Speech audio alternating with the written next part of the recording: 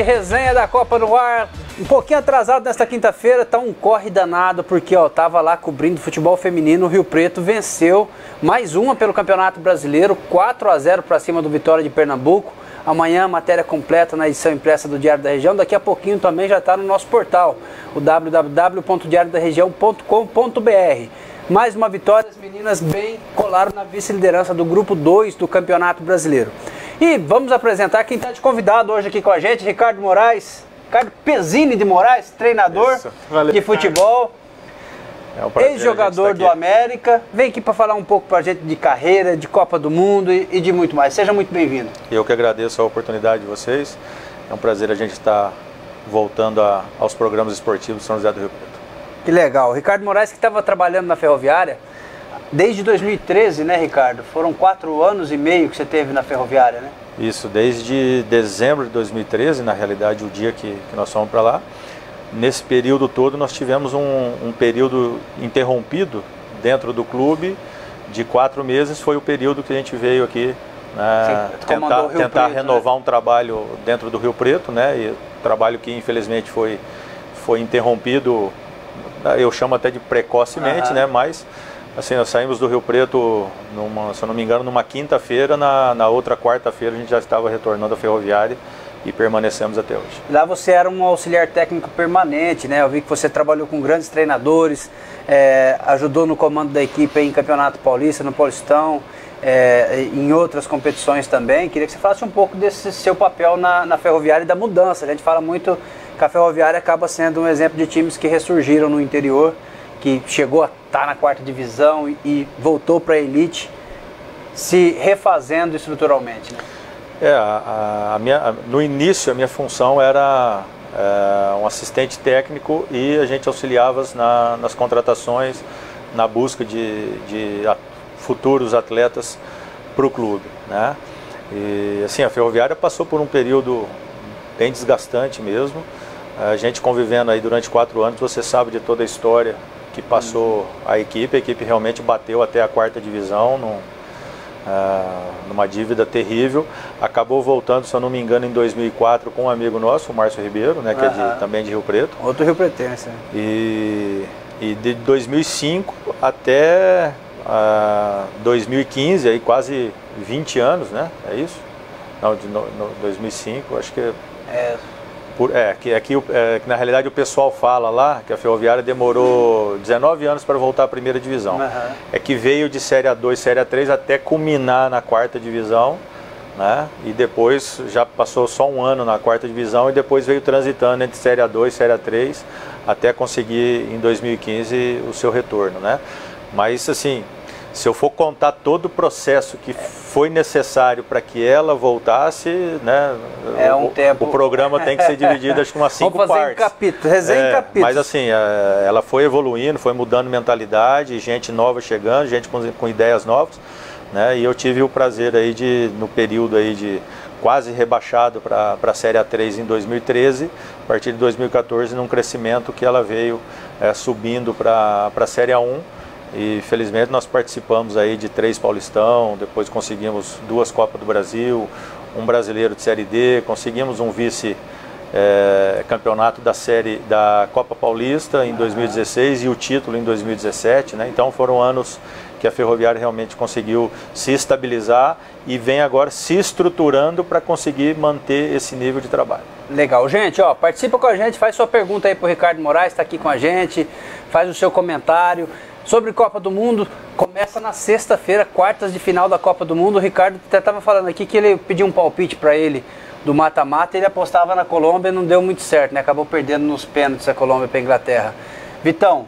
Não quero falar de Copa, Zé. Fala alguma coisa, hoje está muito calado. Hoje tem Corinthians e Cruzeiro. E tem Palmeiras e Independiente de Medellín. Tem amistoso hoje. Futebol no Brasil não parou. Não para. Sensacional. Não, eu já quero começar perguntando pro Ricardo, assim, se não deu tempo de você responder antes. Se você tem o interesse, o desejo de dirigir alguma equipe de Rio Preto, qual? Passa isso pela sua cabeça, já recebeu o convite, como que é? Tá conversando? Não, gente, eu saí efetivamente da Ferroviária na última sexta-feira. Deu nem tempo ainda. Então eu tô aproveitando para ver esse período de reta final de Copa do Mundo. né? É lógico que pela idade que a gente vai chegando e pelo tempo que a gente fica fora de Rio Preto, né? Quem sente muito sofre é a família, né? Então tudo que é mais próximo de Rio Preto, lógico que a gente olha com muito carinho, né? Porque a gente vai ficando mais velho, nossos pais vão ficando mais velhos e minha esposa já vai ficando também já acompanhando a minha idade, né? E ninguém...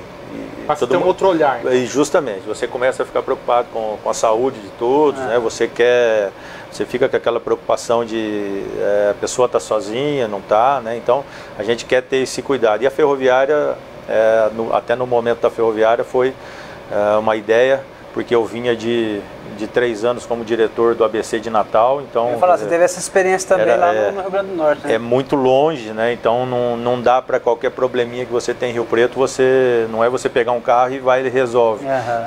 Você pegar um avião de lá para cá é uma coisa complicada, né?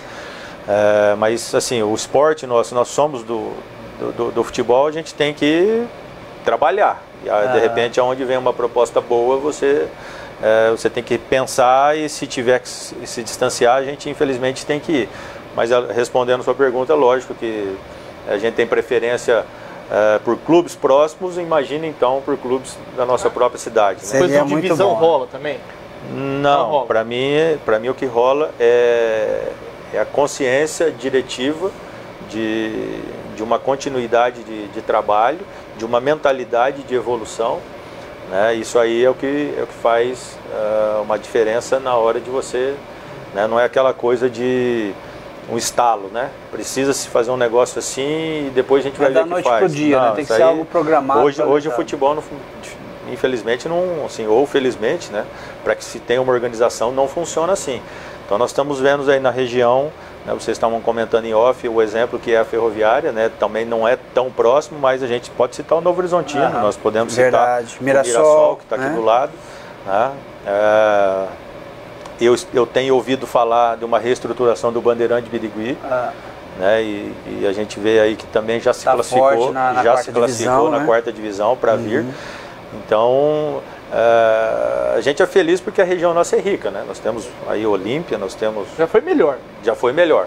Mas... Eu na época que joguei no América, né? Tive o prazer de jogar no América, nós tínhamos na primeira divisão América, Novo Horizontino, Araçatuba, Catanduvense, Olímpia, chegamos a ter no mesmo ano.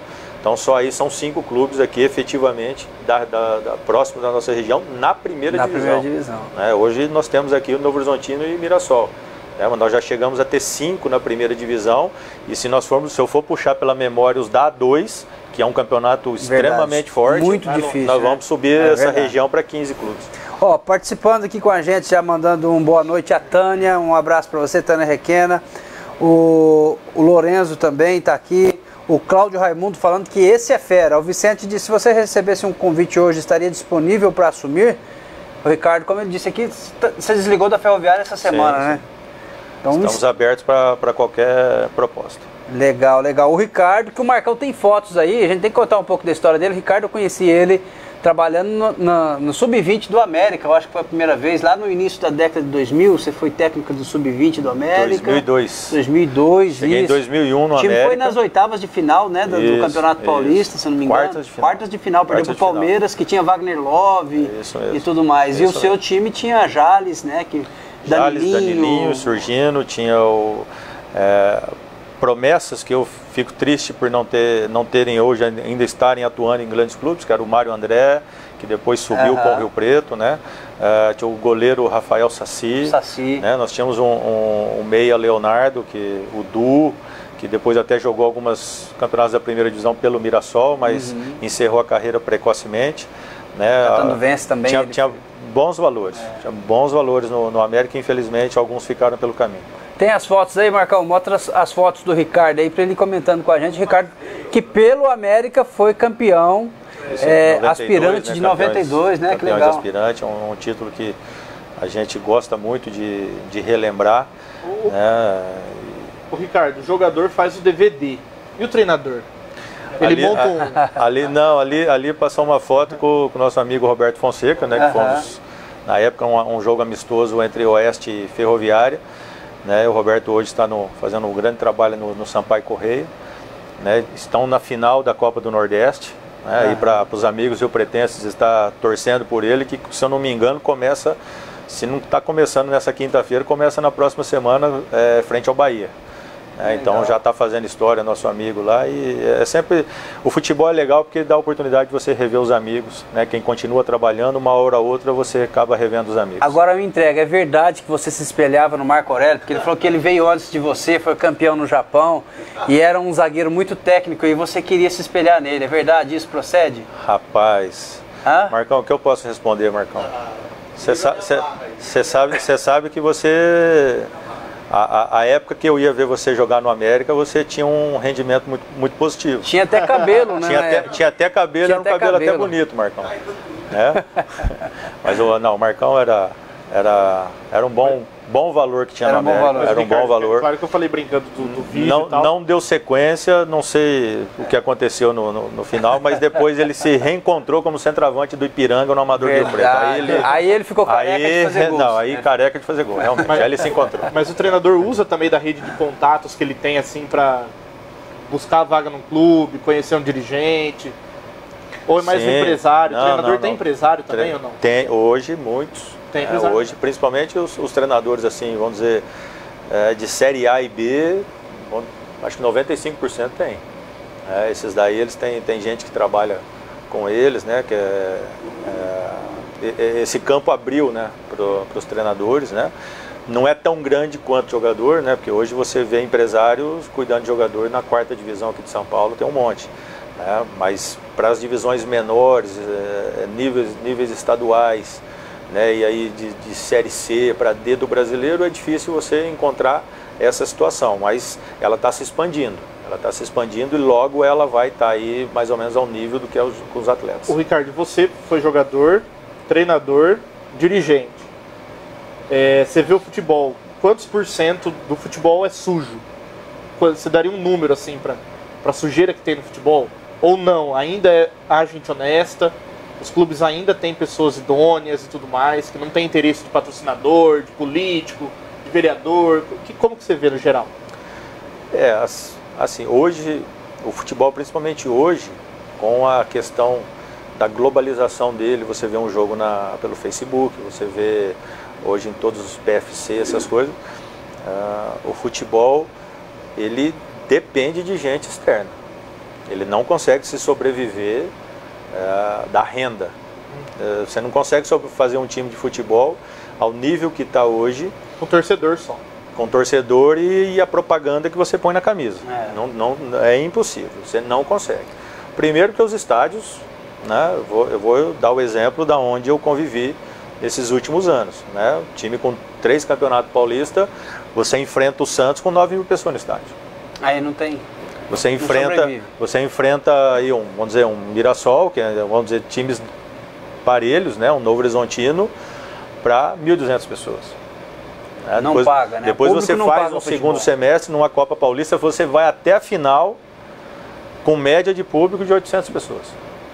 E na final você consegue botar 8 mil pessoas na final. Né? Você consegue botar 8 mil pessoas para ver o jogo. Então, assim, pelo torcedor, esquece, não tem, né? É impossível.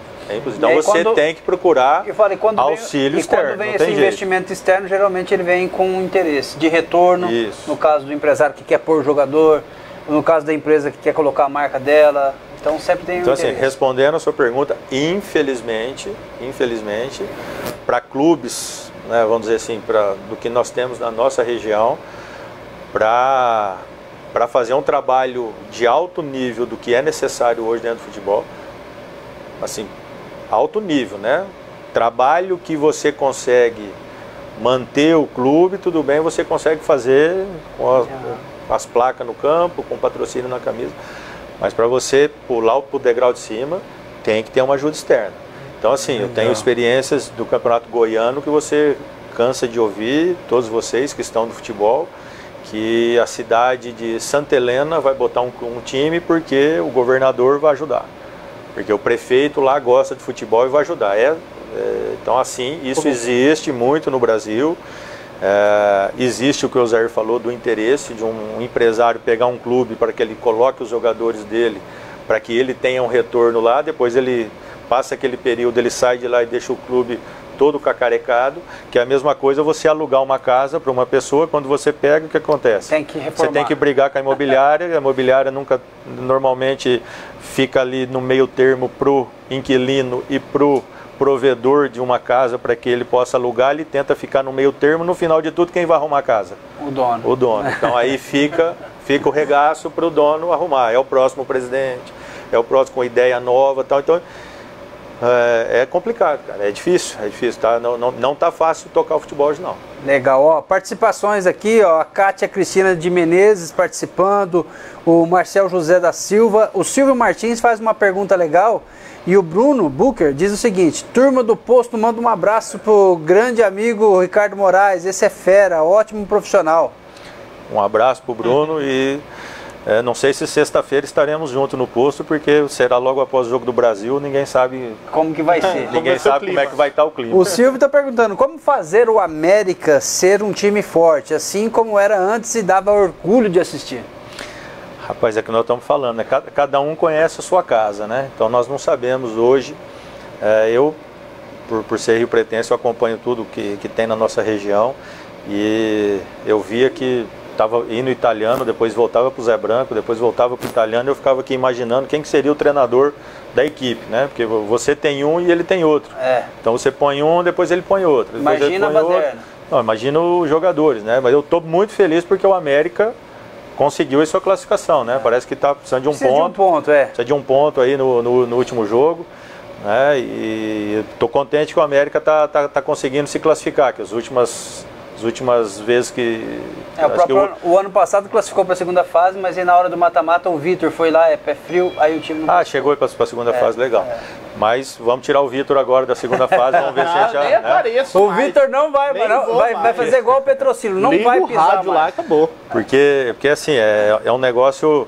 É aquela história de você vem do intervalo perdendo por 3-0. Você não vai para o segundo tempo empatar 3-3 num chute pro gol. Justamente. Você tem que trabalhar para se fazer um. Então o América tem que se trabalhar agora dentro da realidade dele para ir para 3. A 3 se torna outra realidade. É uma realidade um pouco diferente, mas não muito diferente do que ele está encontrando agora na segunda divisão. Então é degrau, ele tem que evoluir um pouquinho. Ele passando para a Série A2, ele vai saber que ele vai ter que melhorar muito o que ele fez esse ano e o ano que vem, se conseguir.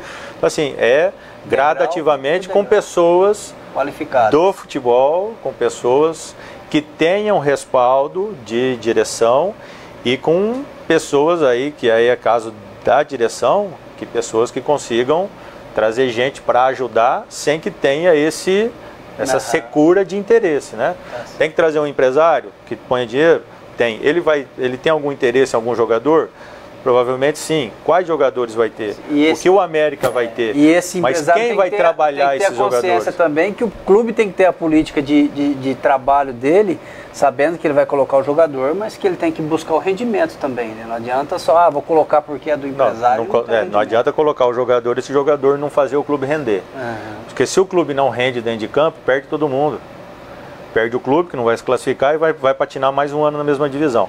Perde o empresário, que colocou jogador ruim, e aí não vai ter retorno. Não rendeu, esse cara não vai ter retorno, e ele perdeu no quê? Ele botou tanto dinheiro que ele não vai ver esse retorno nunca mais. Mas aí ele sai. Aí o América patinou mais um ano, tô falando o América, mas pode ser qualquer time. Pode ser qualquer time. O exemplo nosso aqui tá assim, sendo o América, tá sendo o próprio Rio Preto também, que foi para uma Série A2, voltou para a Série A3. Eu gosto muito nós temos aí os amigos que dirigem ambas as equipes, e assim, explicar que nós não estamos mostrando o caminho do que eu estou dando a minha opinião do que eu acho que tem que ser. A sua opinião, a base, a gente fala muito disso. Categorias de base é uma solução para os clubes do interior. A gente tem o exemplo do Novo Horizontino, do Mirassol, que vendeu o Luiz Araújo, está construindo um CT moderno. O Novo Horizontino, que negociou agora o Rodrigo com o Real Madrid, também vai ganhar uma grana muito boa. Seria a poção mágica para o América liquidar a dívida que ele tem hoje com a trabalhista. Ele tem lá 9 milhões de trabalhista, fora outras coisas que tem atrás, o estádio para terminar, enfim. Teria que ter esse papel, acho que a base, ter uma base forte para ter retorno financeiro em 2, 3 anos, e aí sim conseguir liquidar e se erguer? Esse é o caminho. Assim, simples. Teoria. Assim, é o caminho. Agora, para você ter uma base competitiva que forme jogadores bons, você tem que gastar dinheiro. Tem que ter investimento também. Você tem que estruturar todo lá embaixo para você fazer um trabalho de base que dê condição de revelar. E aí o América, estando na quarta divisão, você consegue revelar, mas é um time da quarta divisão, vende um jogador por X. Na Série A3 ele vende por 2x, na Série A2 por 3x, na Série A1 por 10. Vai vender por 10x. Então, só aí nós já estamos falando quanto tempo? É um processo longo. Agora tem que começar. É que eu te falei do degrau. Agora, esse primeiro degrau, esse é difícil. Por quê? Porque quem quer pôr dinheiro quer retorno rápido. Retorno rápido no futebol não existe. Não existe. Retorno rápido não existe. O cara que quer investir, ele tem que saber que vai demorar. Que esse foi o processo que eu aprendi quando eu cheguei no América, que era tocado pelo Edson Facino e pelo Gilberto Denadai, né, o vulgo Filé, né, que hoje mora em Natal. Então o Facina começou o trabalho dele implantado no América em 96, 97, quando o América ainda estava fazendo a transição do Mário Mendonça para o Teixeirão, né, e ele começou a colher os frutos em 2001. E foi a última safra que a gente viu do América. Mas olha o tempo que ele veio plantando. Olha o tempo que ele veio investindo. Olha o tempo que ele veio colocando. E não sei nem se tirou tudo, hein? Não sei nem se ele conseguiu empatar ou se ele teve algum lucro nesse período. Mas era um cara o quê? Que gostava do futebol, gostava de... Ele tinha o prazer de ver um jogador ser formado aqui e sair de um América para um time melhor. E olha que o América era da primeira divisão. Mas era a satisfação de você ver um jogador sair do América para ir, vamos dizer, na época, para a Portuguesa. Que a Portuguesa era a Portuguesa. Hoje a Portuguesa, né, também está indo lá para baixo. Mas era a satisfação dele.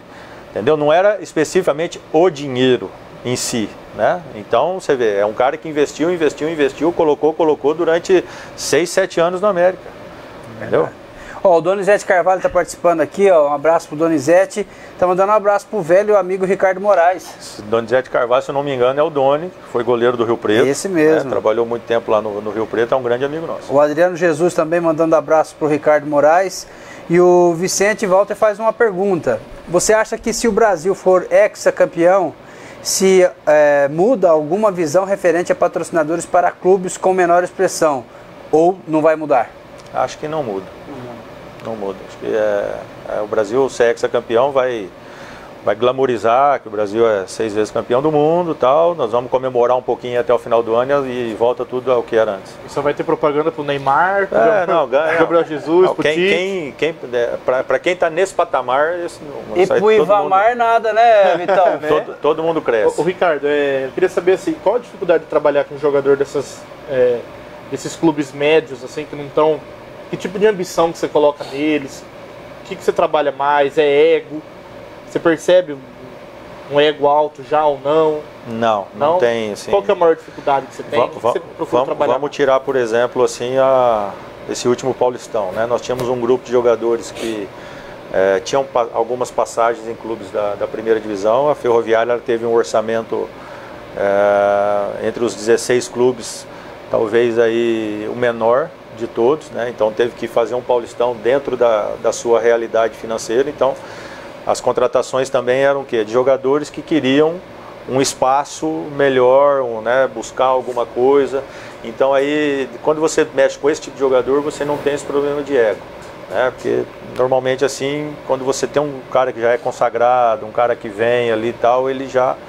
É difícil porque o cara já passou por várias situações e às vezes ele acha que aquela situação ele vai se dar bem e quando ele vê ele na realidade, o dinamismo de treino, o dinamismo de jogo não é aquela realidade e ele sai um pouquinho, né? Até não vou citar nome, mas nós tivemos um meia que nós contratamos para que fizesse toda a articulação da nossa equipe, né? E depois ele sentiu dentro dos treinamentos que no nosso ritmo de trabalho ele não ia conseguir se adaptar e assim...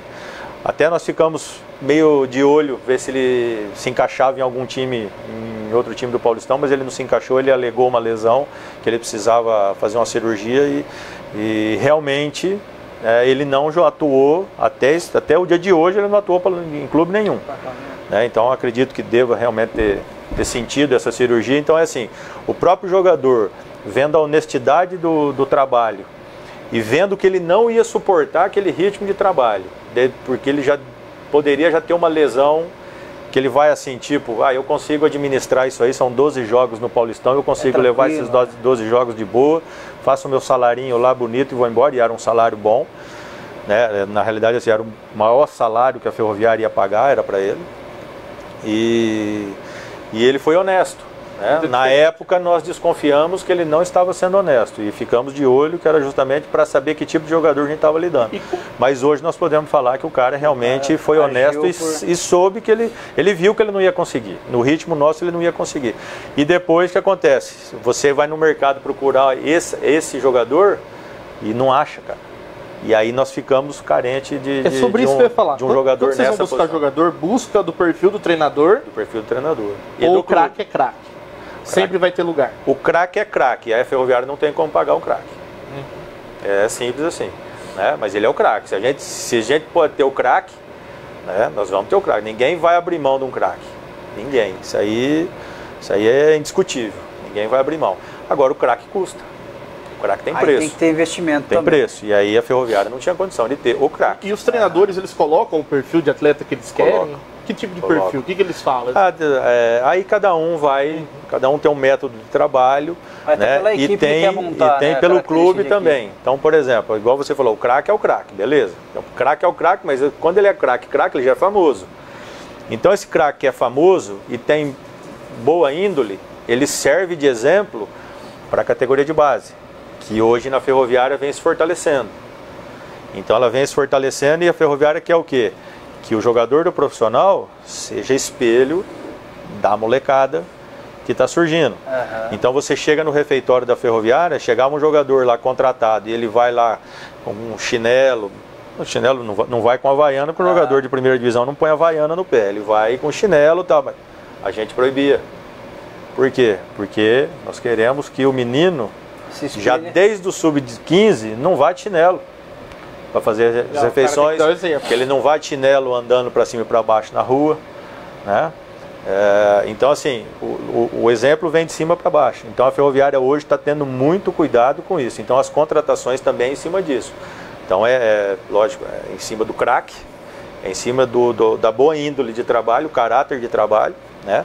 E a boa índole profissional e pessoal, porque ele vai ser espelho do que está vindo lá embaixo. Legal. Né? Ô Ricardo, o Marcão tem um vídeo aí, né, Marcão? Vixe, Maria. Mostra esse vídeo. O que você achou aí, Marcão? Ó, esse vídeo eu achei muito bacana quando surgiu essa preleção aí. Tem áudio? Põe um áudio aí pra gente.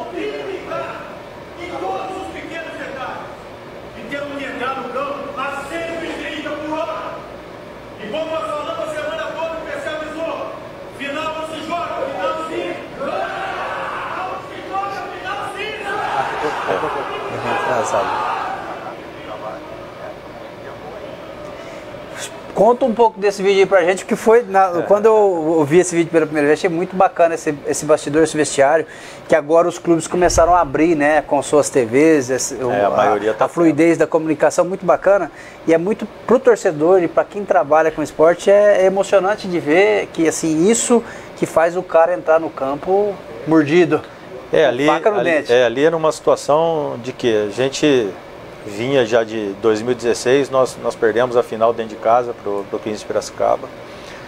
E sim, não existe o justo e o injusto, né? Nós perdemos em 2-0 uma interferência da arbitragem, mas aquela discussão de todos, né? O que você acha que foi, eu acho que não foi. Enfim, perdemos lá de 2-0 e nós precisávamos reverter o jogo em Araraquara. Estávamos vencendo por 3-0 o 15 de Piracicaba e no último, faltando 5 minutos, tomamos um gol de cabeça, né, e levamos o jogo para os pênaltis, e nos pênaltis nós acabamos sendo derrotados. Nesse ano nós tínhamos no elenco 7 jogadores que tinham participado do campeonato anterior, né, e alguns jogadores na Copa Paulista que o clube apostou neles para que eles dessem a volta por cima e pudessem retornar ao mercado. Eram jogadores que estavam escondidos, a gente fala da parte financeira. Então nós trouxemos jogadores assim que ninguém mais lembrava que existia, a gente foi dando oportunidade para eles, eles foram inseridos no trabalho, compraram a ideia que nós tínhamos dentro do trabalho e o time cresceu, foi chegando, um pouquinho a gente estava de novo em outra final. E aí eu não queria perder a final. Né? E nós tínhamos 7 jogadores que tinham participado do ano anterior. Nós tínhamos feito um jogo em Limeira que foi 0-0, um time muito bem organizado pelo João Valim, mas muito arrumadinho o time da Inter. E era um time difícil, era um time difícil de se bater, era um time encardido. E nós não queríamos passar de novo pela situação de ir em casa, decidir de novo e perder de novo o campeonato e uma vaga para o clube no Campeonato Brasileiro, que o clube já vinha aí há 15 anos sem disputar uma competição nacional. E aí me surgiu naquele momento, né, em algumas vezes, quando eu sinto que isso era durante todo o campeonato, a gente fecha a roda ali, normalmente é o capitão que fala, né, para dar aquela chamada, mas quando eu percebo que o semblante dos jogadores começa a me deixar preocupado, então às vezes eu entro. Né, então isso acontece assim em alguns jogos, e nesse especificamente, a hora que eles vieram do aquecimento, eu comecei a ver parecia aquela tensão, né, para os jogadores mais jovens, né, aquela preocupação de ter 8.000 pessoas no estádio, né, tá acostumado a jogar com 800, de repente ter 8.000, né, e de repente essa pressão ia ao contrário e tal. Então a gente, né, pegamos alguns ganchos do que o próprio PC colocou na palestra dele pré-jogo, e nós entramos ali e na realidade isso ali é uma frase que o PC tinha colocado na palestra, né, que ele disse que usava sempre em jogos decisivos no futsal, que final, quando você chega, você não disputa a final, você entra e ganha a final. Você não tem que disputar a final, entra e ganha logo, e não tem, acabou, entra para ganhar e pronto. Então ali, aquele semblante de preocupação, eu falei assim, putz, acho que eu vou relembrar eles que afinal nós temos que entrar e ganhar, não temos que entrar lá e disputar, vamos fazer um jogo que vocês ganham, não, vamos lá e vamos entrar e ganhar. Isso aí foi um método que eu encontrei de motivar essa turma e entrar e ser campeão. Graças a Deus a gente conseguiu o título aí. Bom, título é título, né? É bom para todo mundo, é bom para o clube. Ser campeão, nossa, legal. Desde aqui de Rio Preto arrumei muitos inimigos justamente por não querer perder, né? Então a gente tem que entrar e ganhar. Tá certo. Moraes, rapaz, quando o papo é bom, o tempo flui, né? Já passamos aqui da meia hora do nosso papo, mas só para finalizar, eu queria que você falasse um pouco sobre o Copa do Mundo, expectativa aí, né? A gente tem um Brasil contra a Bélgica na sexta-feira, a gente tem uma França e Uruguai aí que tá pintando uma França com futebol de velocidade, irreverente, com uma Mbappé sendo o cara da Copa, né? Toda a expectativa que o brasileiro gera em cima do Neymar. Como é que você está vendo essa Copa? Como torcedor, acredito que você quer que o Brasil ganhe, mas quem que tem de bicho papão? Rapaz, eu cantei assim, todo mundo dá o seu palpite antes da Copa, né? Então, surgia-se antes de iniciar a Copa, eu dava um palpite que eu esperava que a França chegasse à decisão. E até com alguns amigos eu falava assim, espero que a decisão seja contra o Brasil, para que não tenha esse confronto antes. E pode ser que haja esse confronto. Final, né? Então, assim, o time da França está muito arrumado e é muito rápido no ataque. Ela não fez uma primeira fase legal, por quê? Porque ninguém jogou com ela. Ficou todo mundo esperando. Né? E a França, quando a Argentina veio, quando pegou uma equipe que vem para o jogo, dá espaço nas costas. E quando você dá o espaço nas costas com um ataque lá com Dembélé, com Mbappé, com Griezmann, pelo amor de Deus, é muito rápido o time deles, né? Então, eu acho assim que a França vai ter um jogo difícil com o Uruguai, mas eu particularmente vou torcer por Uruguai para não ter que pegar a França na semifinal, que aí eu realmente vou ser sincero, eu tenho medo de não ir para a final. Eu tenho medo de não ir para a final. Do outro lado está mais fácil mesmo? Você acha que o chaveamento do outro lado ficou mais fácil mesmo? Porque lá ficou, não tem um futebol vistoso, né? Tá bem equilibrado, né? Difícil você... Eu acho que a Croácia passa pela Rússia, mas a Rússia está jogando em casa. Daqui a pouquinho consegue arrastar um jogo para lá, me acha um gol, igual a Suécia achou contra a Suíça. Jogo Suécia e Suíça, antes de começar, todo mundo sabia que ia para os pênaltis. Seria decidido em pênaltis. Duas equipes ali que é praticamente o mesmo estilo de jogo, mesmo jeito de jogar. Então aí o cara chuta lá, desvia, não entra, pronto, ganhou o jogo. porque o outro não tem o poder de reverter. Como o contrário aconteceria. Se a Suíça faz um gol, a Suíça estava jogando agora jogaria com a Inglaterra. Então eu acho que o lado de lá está bem assim, bem burocrático mesmo, está bem... É difícil dar um palpite, mas eu acho que Croácia passa pela Rússia, assim, dentro do futebol, Croácia passa pela Rússia, eu acho que a Inglaterra passa pela Suécia, mas com muita dificuldade, mas eu acredito que passa. E eu vou falar para você, rapaz, entre Croácia e Inglaterra, eu acho que a Croácia passa. Eu acho que a Croácia vai para a final. Então, agora nós... a geração belga, mas eu acho que essa Croácia tá... A geração belga é muito boa, muito promissora. Acho que o jogo com o Brasil vai ser bastante difícil, mas acho que vai ser com bastante gols, porque o ataque da Bélgica é bom.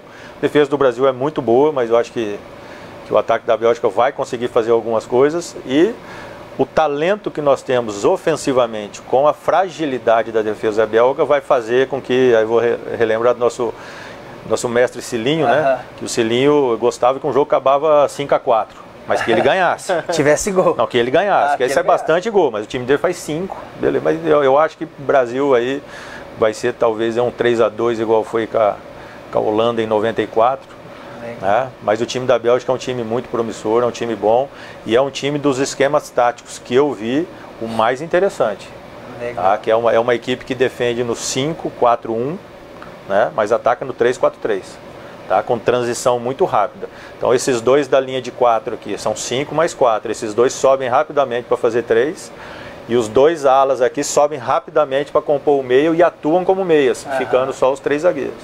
Tá, então está bem definida a Bélgica nisso aí, que é justamente nesse espaço desses 3, que eu acho que aí Neymar e o Willian vão deitar e rolar nos caras. Tomara, e ó, tem pergunta aqui, mas o Marquinhos também, lá de Mirassol, Marquinhos Freitas participou aqui e disse o seguinte: vai dar 3-1 pro Brasil sexta-feira, viu? Mandou um abração para todo mundo. E o Xande Marques disse o seguinte: Ricardo, qual o nome do seu amigo Badan? Valdir. Olha lá. Valdir Luciano Badan. Um grande amigo, grande parceiro. O que é isso? É piada interna? Você e o Xande? É piada interna. Eu sei o Xande. É piada interna. Aqui na realidade, o nosso glorioso amigo Valdir Luciano Badan, ele gosta de ser chamado de Luciano, né? E quando nós descobrimos isso daí, então você imagina o Xande, que é uma peste, é uma praga, é um bicho que não presta, então ele faz isso com o pobre amigo nosso. Ô Zé, a título de informação, para quem acha que vai ficar carente de futebol hoje, 8 horas, Corinthians e Cruzeiro, amistoso, primeiro do Corinthians aí nesse período da Copa. Vai jogar 2 vezes contra o Cruzeiro, 1 vez contra o Grêmio. Com o Grêmio, hoje é no Mineirão, 8 da noite. E às 10 o Palmeiras vai fazer o seu segundo amistoso. Já ganhou do União Árabe Unido. Grande vitória, 2-0 contra o Árabe Unido. O Palmeiras está no Panamá. Vai jogar contra o Independente de Medellín hoje, 10 da noite. Legal, maravilha. Bom, é isso aí, gente. Nossa resenha está terminando aqui, ó. Já passamos do nosso tempo. Ricardo, obrigado pela presença. Bom saber que você está na área aí e que logo algum clube vai capturar o seu talento e capacidade profissional que a gente sabe que você tem aí, já desenvolveu em vários clubes. Eu que agradeço o convite, agradeço a oportunidade de estar falando aqui do que a gente mais gosta, né? Como eu te falei, se a gente for falar tudo aqui mesmo, é 10 programas, uma minissérie. Série de resenha. Agradecer a todos os companheiros que participaram aí pelas mensagens, né? A turma que mandou um abraço pra gente, sei que não dá tempo de vocês passarem todos, mas a gente retribui o carinho e o abraço a todos.